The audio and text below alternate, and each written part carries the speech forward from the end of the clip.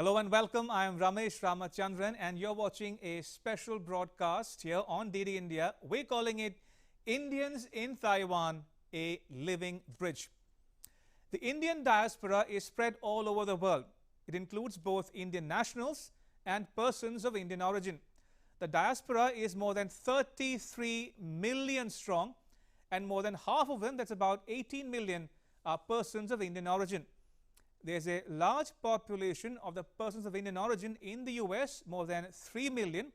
There are about 2.8 million of them in Malaysia and about 2 million in Myanmar and about 1.5 million in Canada. Now, there are no official figures for Taiwan. Unofficial estimates put the number at about 5 or 6,000 only. But in spite of their minuscule presence in Taiwan, it is a close-knit community. I spoke to two such people in Taiwan. Let me introduce them to you. Dr. Priya Parswani has lived in Taiwan for over 3 decades. She is an interpreter and translator and runs her own business. Welcome to DD India. Now, you spent your childhood in Europe and Africa, but you chose to settle down in Taiwan. What's your journey been like? I believe you have the distinction of being the first Indian student at a Taiwanese university. That is correct. Tell us more about your personal journey. My name is Priya and I live in Taiwan. I've lived here for over 30 years. I came here as a student with my parents in 1987. I was the first Indian university student in Taiwan. Before that, we had lived in Germany and also in Nigeria for 10 years in Nigeria and 2 years in Germany. So I'd learned a lot of languages, but in 87, my father got an invitation as a visiting professor to a local university. So as a professor of mechanical engineering, he came here. I came here with my mom and my younger sister, and I joined the university here at that time, and I studied business management. My parents were here for about 5 or 6 years, after which they went back. My sister and I stayed here. I got admission into an MBA program here, and my sister was going to a local elementary school and then middle school. So she also speaks Mandarin quite well, and I also speak Mandarin, and I work as an interpreter now. I just finished my PhD in translation and interpretation from one of Taiwan's top universities, and it's been a great experience. It's been a great journey here. Dr. Parswani, how easy or difficult was it for you to adjust to your new life in Taiwan in terms of the language or culture, maybe? Our family, because we've been moving around everywhere, is quite adaptive. So we get used to new locations, new cultures, new languages, new food quite easily, having lived in so many countries before. So um, as a student here, we didn't stay where all of the most of the foreign community stays. There's a particular area of Taipei where all the foreigners stay, where the international schools are, but we didn't stay there. We stayed very close to the university, and we had local neighbors. My sister went to the local elementary school. I went to the local university. So we tend to find it easier to um, feel good in a new place when you mix with the locals and when you adapt to the local environment. So we didn't find it hard. And I think learning the language at an early age was also very helpful. Dr. Parswani, what was your experience like of studying in Taiwan, especially because remarkably, like I said, you were the first ever Indian student at a Taiwan university. It was very adventurous. I had 39 Taiwanese classmates, and I was listening to courses in Mandarin all day. We had 8 hours of classes a day, and the entire school was all Taiwanese students. There were a few overseas Chinese. That means people of ethnic Chinese people who grew up either in Malaysia or other Hong Kong, and they would come back and study in Taiwan. But they all looked Taiwanese or Chinese. I was the only foreigner, and I was also the youngest. I started college at 16, so they took very good care of me. All of my classmates, all of my teachers were very helpful. So I had a very good experience. And the Taiwanese, as a nature, they are a very kind and friendly group of people. They're always helpful to you. And particularly because I didn't know Mandarin. My first year, I did not know any Mandarin Chinese. So they would be very helpful. We would help each other because our textbooks were in English. So I would help them to understand the English text, and they would help me understand what the teacher was saying in Mandarin in class. So I think it was a win-win for everyone. Dr. Parswani, can you tell us something about the Indian community in Taiwan? So compared with the number of Americans or Japanese in Taiwan, the Indian community is quite small. There are, per official statistics, about 5,000, just under 5,000 Indians in Taiwan, not counting people of Indian origin but holding other passports. This is according to the ministry, the Department of Immigration, and a large number of them are in academia. So they're either doing their postgraduate, their masters, their PhDs. Some of them are working, and this community is spread out around Taiwan. So Taiwan is an island. It's shaped like a potato, and the majority of the Indian community stays in the north. So that would be Taipei City, Hsinchu. Hsinchu is where the science park is, and it's like the Silicon Valley of Taiwan. And there are two big universities there, so quite a few Indians in Hsinchu as well as in Taipei. And but even those who live in the south or central Taiwan, we all still know each other. We know of each other. We might not have met. We have a group on Facebook that's called Indians in Taiwan, IIT Indians in Taiwan, and we organize events. We provide support for people who have questions about living in Taiwan. So this is our logo. We have a page on Facebook. Sorry, here. That's IIT Indians in Taiwan. We had prepared this T-shirt to celebrate India's Amrit Mahotsav, 75 years of independence. We had a online Independence Day event, and actually, this T-shirt is even more significant because on the back, it has this Taiwan black bear drinking masala chai and a Indian Bengal tiger drinking boba bubble tea, and it signifies India-Taiwan friendship. And we felt that this is something that we have so much in common, the Indians and the Taiwanese, whether it's in terms of our democratic values and our freedom of speech, freedom of religion, and just the passion and hospitality that we have towards foreigners. I think there's so much that India and Taiwan have in common. Is the Formosan black bear unique to Taiwan? Yes, so the Formosa is the word for is the name that the Dutch used to call Taiwan. Formosa, Ila Formosa means the beautiful island, and it refers to Taiwan. So the Formosan black bear is native to Taiwan. It's also the national animal, just like so. The Formosan black bear is to Taiwan what the Bengal tiger is to India. Basically, you could say that. And chai is to Indians what boba is to Taiwanese. Well, I remember reading about the black bear Biru. How do you know about that? I don't remember where or when, but I did find the name Biru very interesting.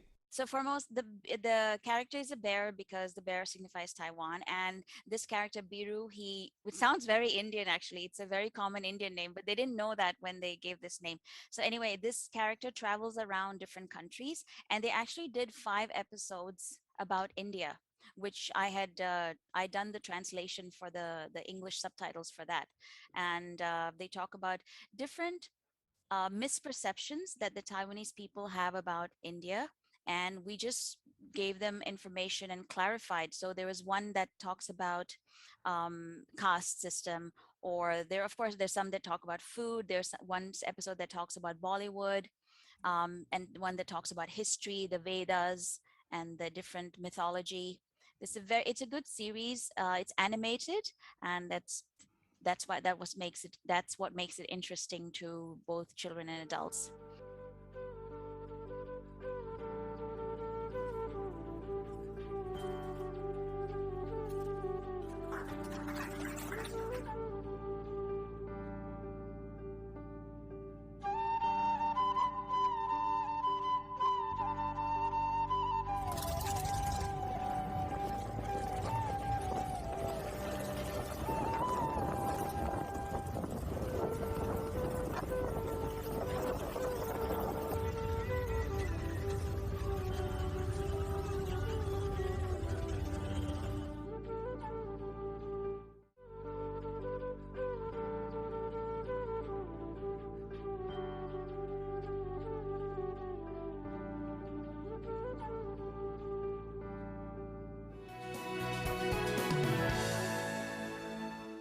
Your window to rising India.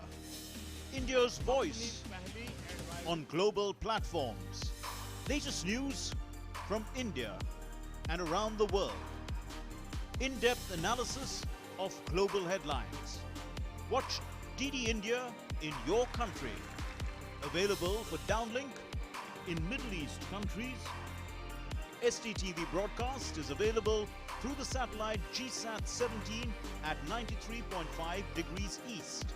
HDTV broadcast is available through the satellite GSAT 10 at 83 degrees east. For technical details, scan here. Switch to DD India now.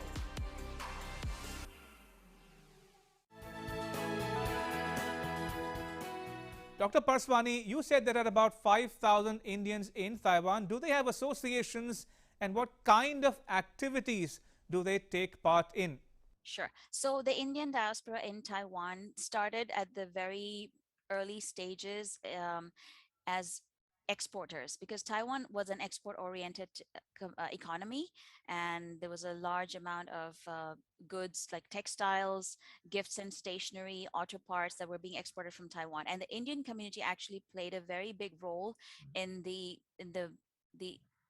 increase the large number of exports that Taiwan had to Europe, the Middle East, even Asia. And so these were the first group of Indians that came here. There were Sindhis and Gujaratis in that group, and they've been here for about 40 years now. And then the second group came in, who were the importers. They were importing jewels and diamonds and gemstones from India, from the Surat region, to Taiwan. And these were mostly Marwaris and Gujaratis. So the first group came in around the 70s to mid 80s, and the second group started coming in the 80s. And then after that, when the India's high-tech industry came up, India's technology talent, we started to have people in engineers, software engineers come to Taiwan. And also Taiwan set up, and India, both sides set up offices in each other's locations. So Taipei set up the Taipei Economic and Culture Center in New Delhi, and India set up the India Taipei Association Taiwan. After that, the number of students on both sides, actually the number of Indian students coming to Taiwan for studies increased, because Taiwan was offering a lot of scholarships. So the number of people in academia started to increase after 2000. And just before that, it was the engineers. And during this whole time, there have been people working in high-level positions in multinational companies. So the so-called expats, they are stationed here by their companies for 2 to 3 years. So that's the kind of structure of the Indian diaspora in Taiwan. And then these different groups created their associations. So there's one association of the exporters. It's called Indians Association of Taipei. There's the group who do the imports into Taiwan. That's called Taiwan Indians Club. And then the different, for example, there's a Bengali group, and there's a Tamil Sangam, there's a Kannada Sangam. So all of these different groups. So all these different groups have regular events. So they celebrate Diwali, they celebrate Holi, or Independence Day, things like that. All of these are not official. That means they're not government sponsored. The government sponsored organization is called the India Taipei Association, and they celebrate the secular events, so like Independence Day or Republic Day. Our page, the Indians in Taiwan page, is kind of like an umbrella, because there are all of these smaller groups, but when we need to do something all together, then that's when the Indians in Taiwan, which is a group on Facebook, and it's the group on Facebook has about 6,000 members, but it's a closed group, so it's a safe environment for people to ask questions and share their thoughts. And for events that are for the public, we share them on the Indians in Taiwan page. So there's a page and a group. So these are so for 15th August this year, because of COVID, we could not meet in person and celebrate in person. So we had an online live event where Indians living in Taiwan organized different activities, and we had some videos of performances, children singing the national anthem, and we streamed that live to audiences all over the world. Dr. Parswani, I want to ask you something. How much of India figures in the mind space of an average Taiwanese? I mean, how much do they know about India? How do they perceive India? The perception always has been that Indians are very smart, very good at mathematics. That's always been there. That's on the positive side. There's also been negative impressions, stereotypes that a lot of places have about India. For example, on the less serious end is like, oh, it's very hot and everybody eats with their hands. And on the more serious end, there's all the rape cases and the problems that women face in India. This kind of perception of India exists everywhere. In addition to that, I think in Taiwan, the awareness about India has been increasing. So from when Three Idiots came out, the people have really started paying a lot of attention to Indian film, Indian cinema, and like 99% of people in Taiwan have seen Three Idiots. That is by far the most famous Indian film that's ever been here. And after that, Amir Khan's popularity has also increased a lot. So all of his films have been released here. People are putting more interest into learning about Indian culture, Indian clothes, Indian food, and Indian music and dance. There are a lot of local dance groups that do Bollywood dance. There are some Indian Taiwanese students who've gone to India to learn classical dance. More and more in Taiwanese people are learning tabla and sitar. So I think the connection, the understanding or awareness or interest of Taiwanese people in India and things Indian is definitely increasing. And it's a good sign. And this has also become more so when since last year, when there were mutual posts on Twitter, and they talked about the milk tea alliance. There were posts about the president of Taiwan posted about her favorite dish being chana masala with puris, and all of these things resonated with India. She has a huge Indian following on Twitter, and I think all of this it's going in the right direction. Dr. Parswani, talking about popular culture, is Bollywood popular in Taiwan? Are Hindi films screened in the cinemas there? Yeah, it's not as often as we would like them to be. So maybe in a year, they might be, before COVID, there would be like 3 or 4 movies released in a year. It would be either the very popular ones that have received critical acclaim or received some international awards, or if they have Amir Khan.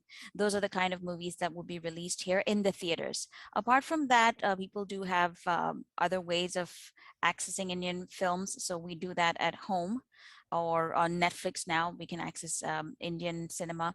Um, the Indian community in Taiwan, the generation that grew up in India, of course, they continue to celebrate their festivals and observe our traditions and customs.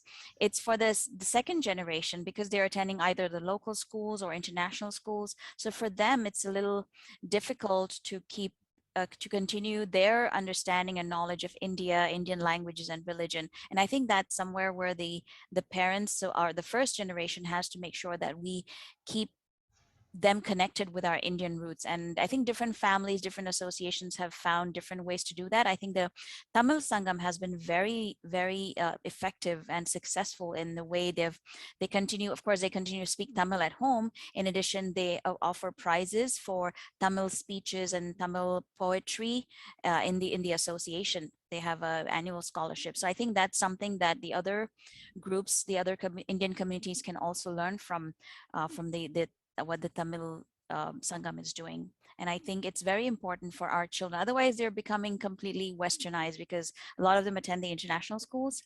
And I think it's important. India has so many good and positive qualities and values that we bring to the world, and we need to keep those in sight. When one talks about the Indian customs or traditions, does religion also play a big part in it? Are there places of worship for the Indian community in Taiwan? A temple, maybe? Yeah, so there are a few in Taipei. I don't know of any outside of Taipei. There is the Indians Association of Taipei has a temple, but that's exclusive only to members, which is a pity, because there are many more people who would like to visit. The Jains have a temple. So there's a Jain temple. There's a Hare Krishna temple, which is open to everyone. There's a Thai style Ganesh temple, which is also open to everyone. But we don't have a full Hindu temple. And that's something that we are trying to discuss with the local government here, to see if we can have a space where we can, there are groups in India that are willing to come and build a Hindu temple here. There are churches and mosques that's already there from the government side, but we are still missing a Hindu temple, and we hope that's something that changes in the future. In addition, the Indians in Taiwan, and together with the India Music and Culture Center, organizes an Indian cultural festival every year. This year, we celebrated our 17th annual Indian Cultural Festival with 3,000 people attending. This features performers from Taiwan who do Indian arts and music and dance, as well as Indian performers. In the past, we've had visiting performers come from India as well as from other countries, Japan, Hong Kong, Right. to come and perform here. But now this year, because of COVID, we only had those who are living in Taiwan. Right, I'm told my second guest is finally with us. Mayur, welcome to DD India. Good to have you join this conversation. Now, Mayur Srivastav is a chef and owns a chain of restaurants in Taiwan. Mayur, tell us about your personal journey, your journey from New Delhi to Taiwan. How and when did that happen? Yeah, sure. It's quite a wonderful journey. Almost like this is my 14th year in Taiwan now, and time passed so fast. It just feel like it's quite like few weeks ago only. I feel like I was in Redison there, in the great kebab factory, while making. I was making a lot of kebabs and everything. And from there, I came here and joined the hotel here in Taiwan, and other few companies. And I worked here as a sous chef in the beginning. And then after this idea came into my mind to open my own business. So as I didn't have much money to start with, so I went to a small night market, and I started selling Indian naans and curries in a small night market on a takeaway shop, and it went very well. And from there, I made a decision in 2011 to open a first. I can say that I founded Mayur Indian Kitchen in 2011 from a very small and baby street shop, and I used to sell bread and curry just like before in the night market. And from there, it all began that all these Mayur Indian kitchens year by year, like since 2011 to until now, it came down. Yeah, and I'm learning a lot. Even still in Taiwan, we find many things which are which are new to us, and we are learning from all these things.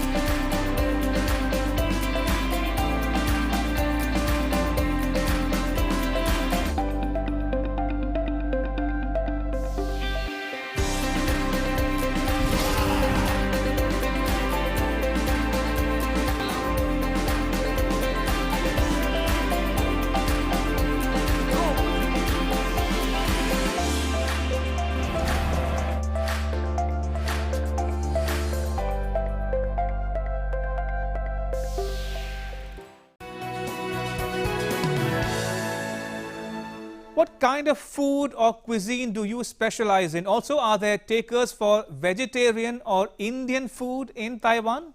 Honestly speaking, when I first came into Taiwan, like there were very less vegetarians, and there was like, especially here the local people, they love to eat meat, and that's how we started. But since then, I think since few years after this whole thing completely changed, and many people are going vegan, going vegetarian. And yeah, of course there was always a vegetarian community in Taiwan, but now that community, I think, growing a lot, and it has grown a lot in recent years. So yes, started from the kebab, as I said, the kebab factory and those five-star hotels where I worked before, to down now to the vegan and vegetarian restaurant. Yet it has changed a lot, and a lot of people are actually now going towards being vegetarian. Mayur, do you have a signature dish? I'm sure you literally serve India on a plate to your patrons. One signature dish right now, because I was driving car all day, so my staff just give it to me, this chart. I'm fond of chaat, and we sell a lot of charts and sweets here in Taiwan. And as I said, that there are now many people, those who really like vegetarian Indian cuisine, and this is also new for them, that we have such a huge country and we have many states, many regional cuisine. So I would say that when I started my journey as a chef, while doing kebabs and chicken tikkas and burra kebabs and everything, from there I came to the now vegetarian ones, most of the vegetarian salads. And then like harabara kebab, like many of the, like, I don't know if you have ever eaten tofu inside India, but here it goes very well. And this, we introduce it by ourselves by mixing the Indian spices with the local tofu, and it's really going good. So there are many things, like which people now appreciating, because it's a mix of India and Taiwan, fusional, things. Also, because it's good, it's healthy, and it's vegetarian. So yes, I can say that there are many things, which are happening these days in Taiwan now. What are some of the popular dishes in Taiwan? What do the Taiwanese people love to eat? I'm told you organize food festivals, especially during the Indian festivals such as Diwali and Holi. How did that come about? I think I'm still a very small potato. There are so many big, like organization or something, they were working here. But yeah, this is true that when I came here and I found there were so many things which Taiwan was missing at that time, because usually people used to sell like just like a regular naan and curry. Uh, I remember the dosa, the masala dosa, first we introduced here in China Airlines when I used to work in that hotel. And we went a food festival, only just dosa and South Indian and other regional things which we sell in India on Thela. Just like in a small night market, something like chola bhatura and chaats and pani puris and dahi puchka.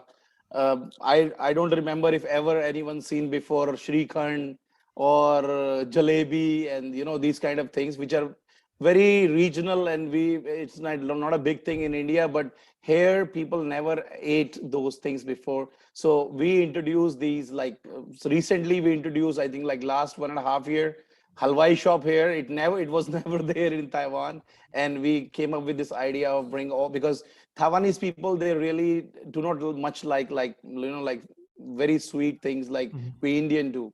And they are away, they really don't, they want to be fit, and they want to be like sugar free. So when we introduced them our sweets, it was a bit sweet for them, but we reduced the sweet level, and we told them that how it is also good, because it's made of milk, or it's made of spices, it's made of flour, gram flour, etc.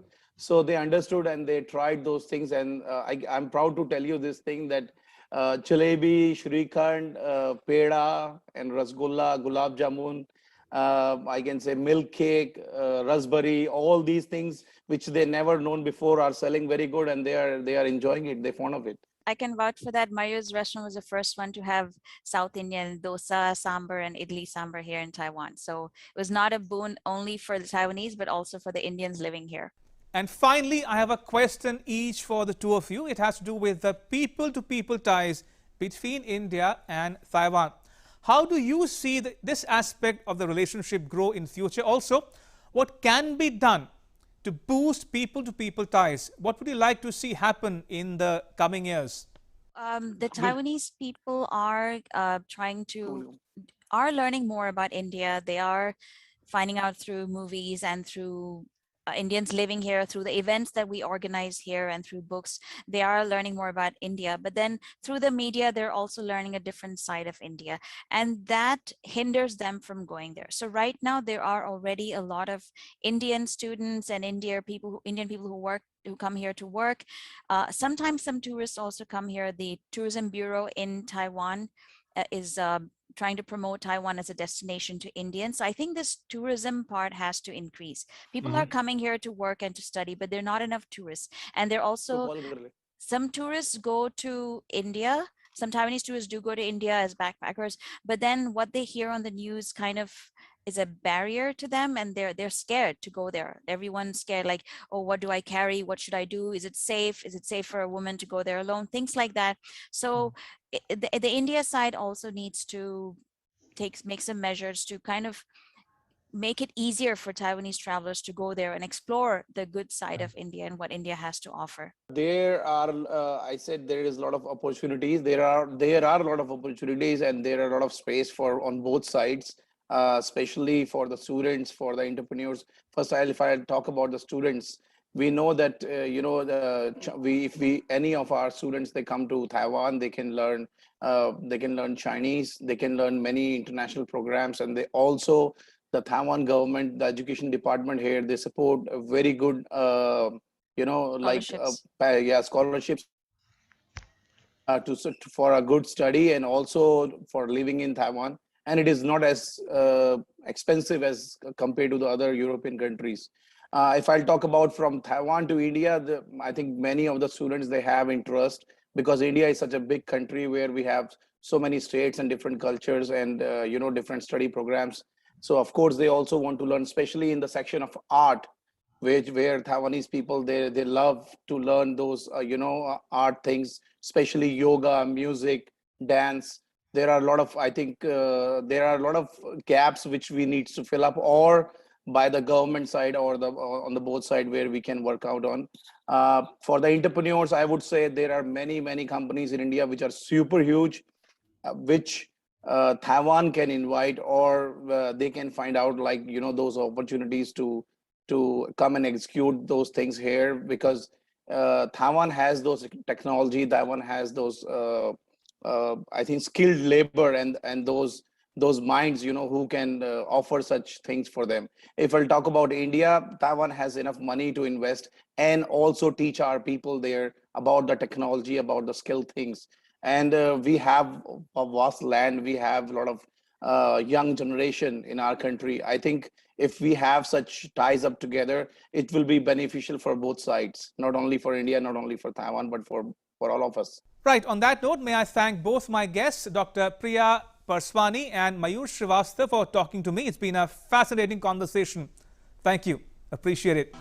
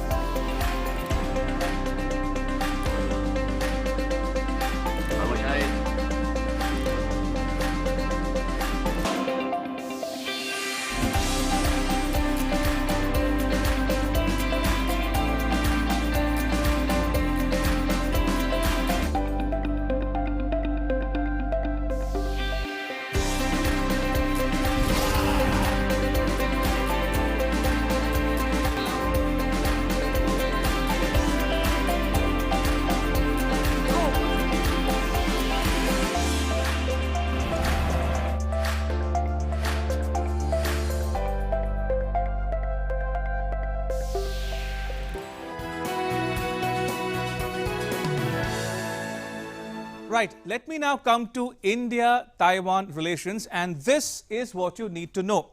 India does not have diplomatic ties with Taiwan. What India maintains, though, is a representative office in Taipei. It is called the India-Taipei Association. Similarly, Taiwan has an office in New Delhi. It's called the Taipei Economic and Cultural Center. Now, India established the association in 1995. It promotes interactions between India and Taiwan. It facilitates business, tourism, and people-to-people ties as well. Right, let me share some more information about Taiwan's foreign relations. Now, only 14 United Nations members recognize Taiwan. The Holy See or the Vatican also recognizes Taiwan. The 14 countries include Belize, Guatemala, Haiti, Honduras, Marshall Islands, Nauru, Nicaragua, Palau, Paraguay, St. Kitts and Nevis, St. Vincent and the Grenadines, Swaziland, and Tuvalu. Now, Taiwan is a member of more than 40 organizations, such as the Asian Development Bank and the World Trade Organization. The G7 has called for Taiwan's inclusion in World Health Organization's forum as well. Here are some more statistics for you. Now, Taiwan has a population of 24 million, and 70% of that population is Han Chinese, and Buddhists constitute almost 35%. A quick word about Taiwan's economy as well. The economy is driven primarily by industrial manufacturing.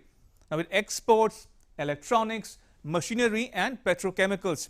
And Taiwan excels in manufacture of semiconductor chips. Now, semiconductors power our phones, laptops, and cars. And now to some information about India-Taiwan trade.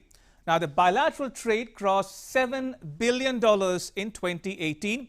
The major exports to Taiwan include chemicals, and major imports from Taiwan include ICT products. Right, time to bring in my guest on the show, Professor Srikanth Kondapalli from the Jawaharlal Nehru University, New Delhi. Professor Kondapalli, welcome to DD India. Now, could you give our viewers a historical perspective of the evolution of India-Taiwan relations? Thank you very much. We have had diplomatic relations with the Republic of China. When Republic of China moved on to Chongqing, when the whole of the government has shifted from Beijing to Nanjing to Chongqing in mainland China in the 40s. And when India became independent in 1947, we had diplomatic relations with the Republic of China till about 1949. And in 1950, April, so between December 1949 to April 1950, there were discussions between the Indian officials and the recently established People's Republic of China representatives. So they evolved out of these 4 months of discussions, they evolved what was mentioned as the India model. Of course, that included that Taiwan is part of China. Taiwan is an inalienable portion of China. That was the words used in that joint statement. In 1954, of course, India had the Panchsheel Agreement with China and Burma at that point of time. And of course, there was also the Tibet, which was recognized as part of the 1954 Panchsheel Agreement. So since then, the Indian side had no contacts with Taiwan after the India model was adopted. Professor Kondapalli, how would you describe the relations as they exist today? In 1995, we have had the institutional contact between India and Taiwan by the setting up of the India-Taipei Association and the TECC, Taipei Economic and Culture Center. This is the institutional mechanism which acts like the border, the trade economy, visa issuing for the tourists, and we also had the double taxation agreement and investment protection agreement between the two sides. We have regular parliamentarians visit between India and Taiwan, and there is also the investment that is flowing, although not very high, but that is one area that, because in Asia there are two places where India probably could get a lot of investment. One is from Japan, which of course is one of the largest investor in India. The second is Taiwan.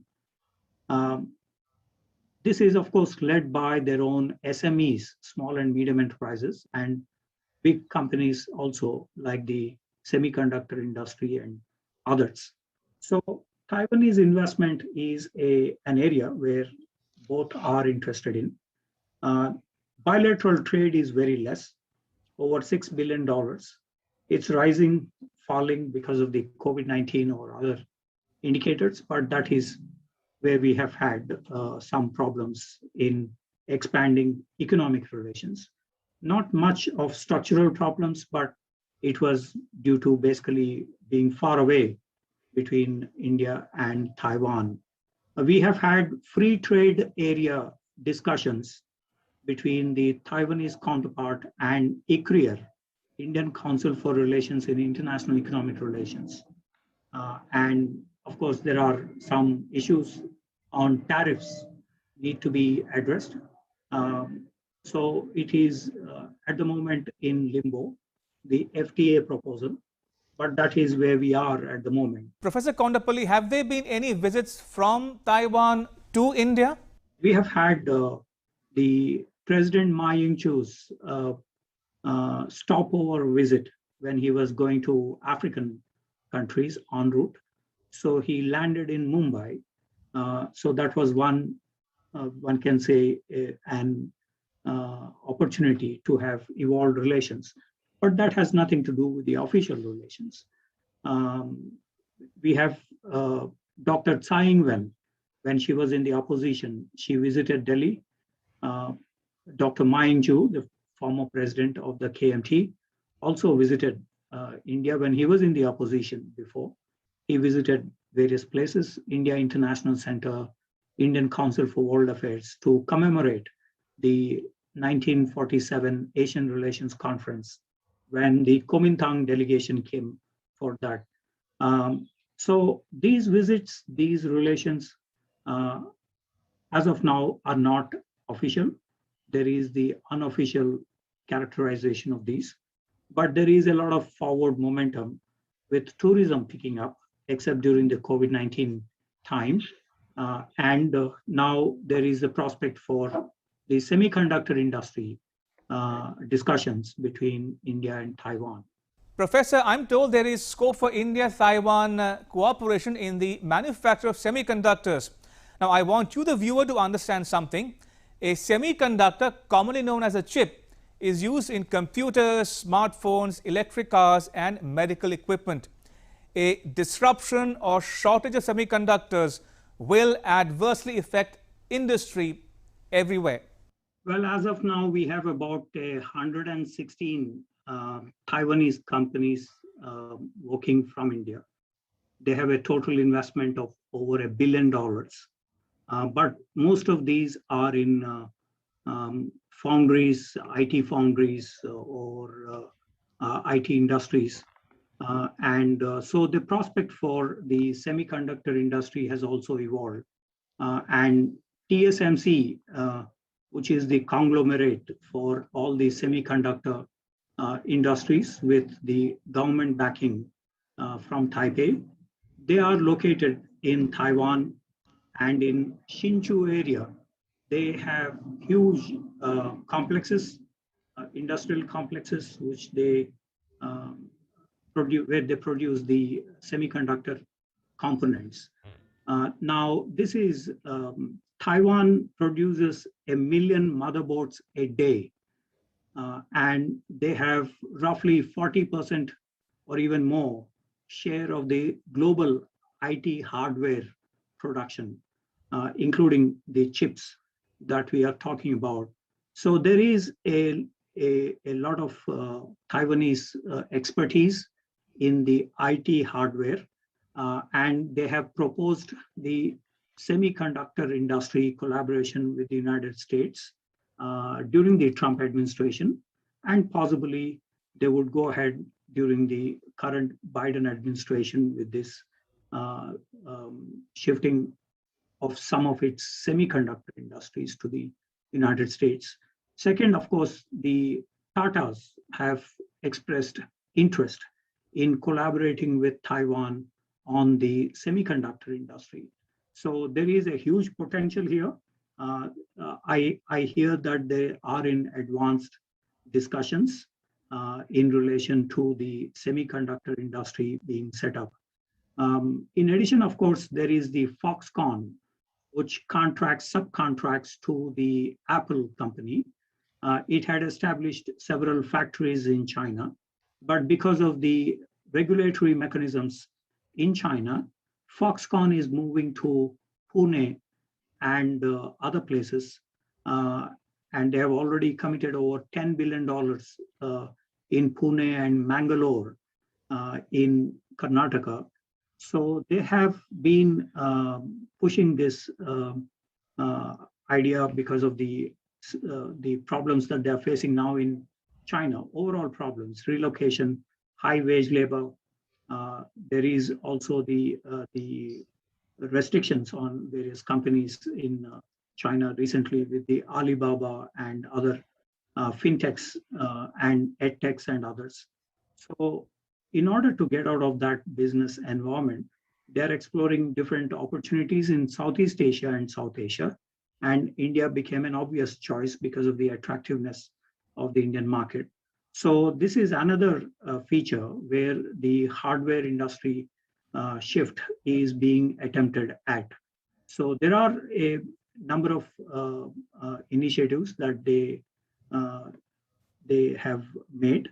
TSMC, for instance, had opened up a shop or an office in India, and they are exploring the market. At the moment, they are in advanced stages of implementation of this. And finally, Professor Kondapalli, how would you describe the people-to-people tie that exists between India and Taiwan? Taiwan has a demand for nearly 6,000 software engineers. So in Hsinchu, the Taiwanese silicon, as they say, there is a huge demand for the software engineers. Like the Samsung had recruited so many in Korea. Likewise, the Taiwanese have a huge demand for the Indian software engineers. So this is one area where there is a huge potential. The second area is the people-to-people contacts, where Taiwanese are basically, or in a predominant manner, Buddhists. And since Buddhism originated from India, Nepal areas, so there is a lot of tourist arrivals into India. So this is another area of people-to-people contact. The third area is Taiwan is famous for its medical educational institutions, also engineering colleges. And since there is a craze in India to send their children, the Indian families to send their children to the medical or engineering colleges. So Taiwan is now opening up this opportunity and opening up the doors for the Indian students to study in Taiwan in the educational institutions, in addition, of course, to the management courses or other courses. So this is an area which has just begun, and it appears that this is an area which is going to be a major area of attraction for the Indian, parents to send their kids to Taiwan. Right. On that note, Professor Kondapalli, thank you again for making time for this conversation. Appreciate it. Thank you very much. And with that, it's a wrap. But news continues here on DD India. You can catch all the latest updates on our social media, mobile and digital platforms. Thanks for watching. Bye-bye.